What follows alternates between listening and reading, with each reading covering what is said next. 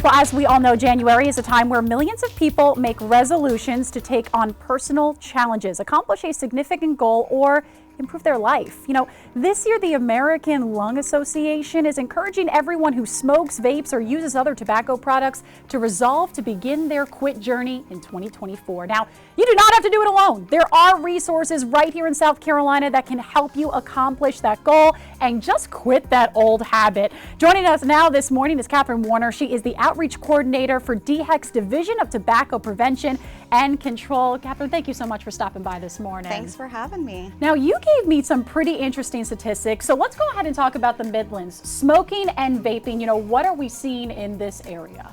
Well, we do see tobacco use using commercial tobacco products statewide. In the Midlands, I believe we're seeing about 10% of the use of cigarettes actively among adults over the age of 18.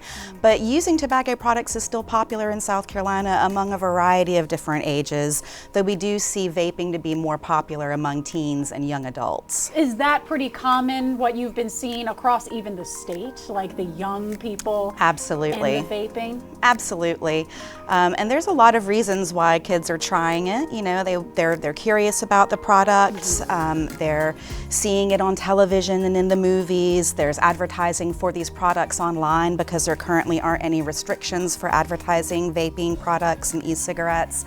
But the number one reason that we're seeing it as such a problem is because nicotine is highly addictive, and young people are more susceptible to this addiction than adults because their brains are still forming. Vaping has a tendency to sort of rewire things. It affects neurotransmitters, it affects synapses, and so kids are much more susceptible to becoming addicted to nicotine products. So let's talk about these effects. So how does it really affect the body? Well, first of all, smoking can cause cancer almost anywhere in the body. So I think that, you know, encouraging anybody in your audience today that uses tobacco products, any tobacco product, to please try quitting. With vaping, you know, well, we have 50 years or more of research on the impact of smoking on the body from the Surgeon General, thanks to the Surgeon General's report.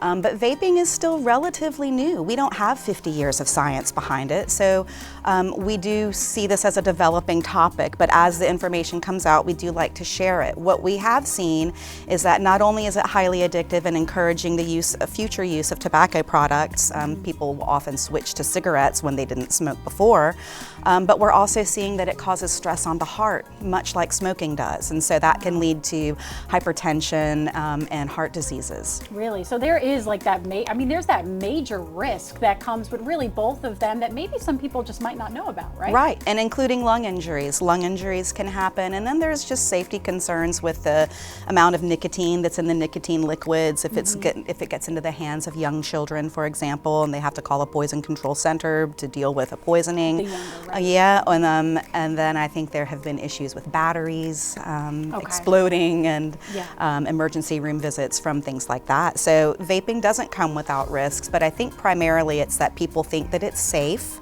And they don't understand that they're inhaling heavy metals and toxins, just the same as when they're smoking cigarettes, and when they exhale, they're exhaling an aerosol, not a harmless water vapor.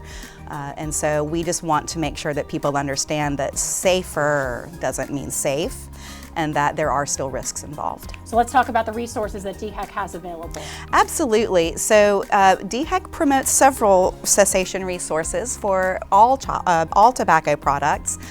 We have the South Carolina Tobacco Quit Line here. Every state has a quit line. And it's worth noting that the South Carolina Tobacco Quit Line is one of the best in the nation.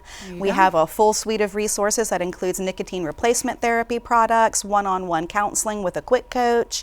You can access services online, on your phone, or the in-person phone call. But there's other resources as well, like smokefree.gov has a whole suite of resources for people. There's Smoke-Free Teen, there's Smoke-Free Vet, there's Smoke-Free Woman, there's a lot going on. Yes, and they're available in different languages. This is Quitting and Live Vape Free are specifically for vaping and for young people. There's a program called Quit the Hit that may be available to teens across the state that also specifically helps with vaping. And it depends on the type of support that you're looking for. If you want that one-on-one individual connection, you can connect with a live coach through the Quit line. You can chat with a person on smokefree.gov. If you prefer to download an app, there's the Quit Start app.